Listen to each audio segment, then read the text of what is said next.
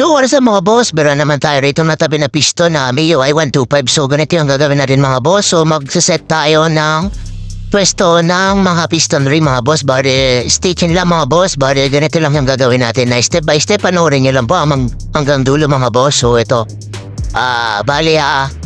Susulatan ko muna yung piston ring para kung sakali may guide kayo kung saan ang mga pwesto ng mga ring natin mga boss.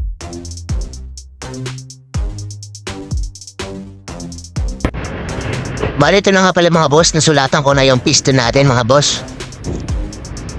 Bali, ang unahin natin dyan mga boss, ito yung oil ring expander. Bali, ganito yung piston niya mga boss kung sakali.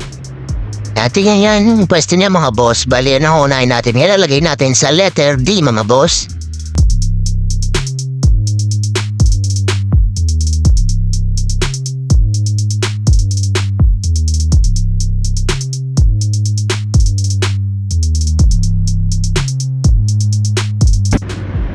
So, ayan na mga boss, nalagay natin sa D.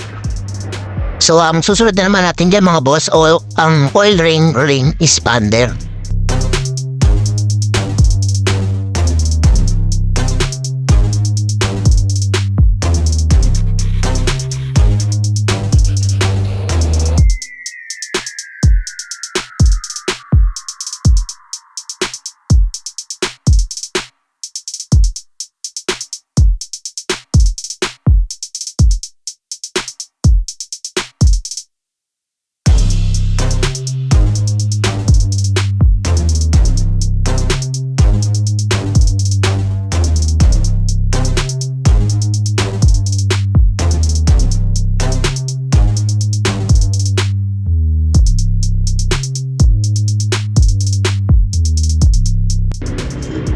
Susunod naman yan mga boss, itong oil ring rail na ilalagay natin sa letter C mga boss.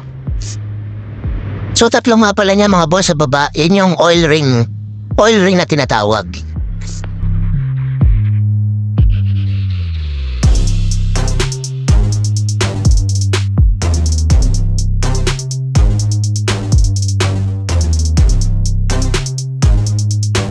Step by step lang yung gagawin natin mga boss. Napakadali lang nito mga boss, kahit i-DIY nyo na lang.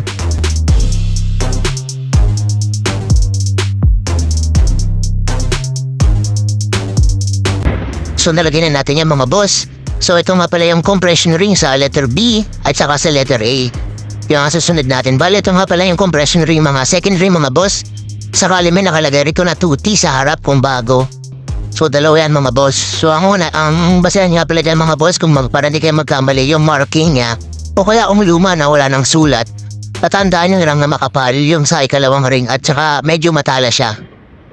So, susunod na natin yung second ring. Bali, nakalagay rito sa pagbago 2T yung marking niya mga boss. So, ito, ilalagay natin sa letter B mga boss.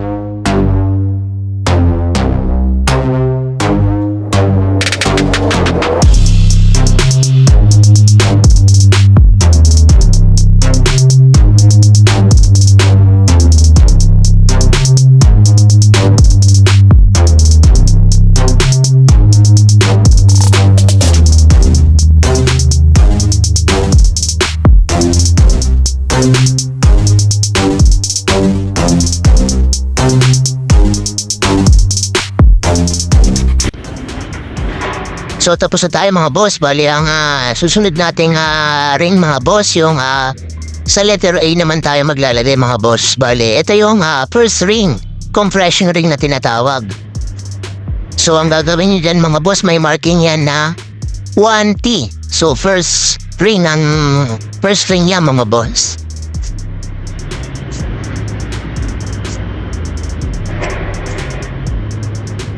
So, kung bago pa lang sa ating mga channel mga boss, pwede naman pa-like and share, subscribe na rin kung sakali kung may natutunan kayo sa ating munting video.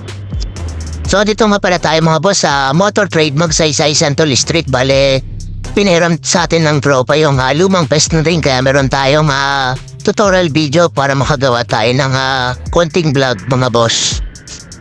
So, ito na mga boss. Talagyan na natin sa letter A. So gusto ko sana tapusin niyo yung ating video mga boss kasi meron tayong guidelines para hindi kayo magkamali mga boss. So ito nga pala yung dot. So kailangan nasa exhaust side yan mga boss sa may tambuto sa ilalim. So kailangan di magbaliktad dyan kasi yung pocketing yan, iba yung pocketing. Kasi yung pocket niyan sa ibabaw malaki, sa ilalim maliit lang. So hindi kailangan magbaliktad dyan mga boss. Kasi pwedeng umuntog yung valve dyan o sakali magkabaliktad yung ano niya. Yung pwesto ng piston natin mga boss. So natapos na tayo mga boss, bali yan lang, sundan nyo lang. Nilagyan ko lang ng marking yan na letter para mas mabilis nyong maintindihan kung paano ipupwesto yung mga piston ring natin mga boss.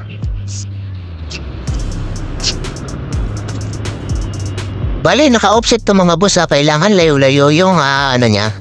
Piston ring naka 45 degree yung bawat rings na clearance siya mga boss.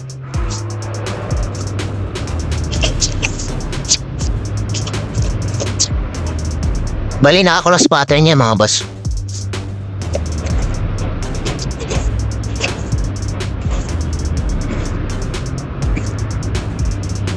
So ito nga pala yung mga boss, kung sakali pwede nyo nang i-screenshot tong ano natin, guide natin so hindi kayo magkakamali rito mga boss. Yan lang yung titingnan nyo kung sakali.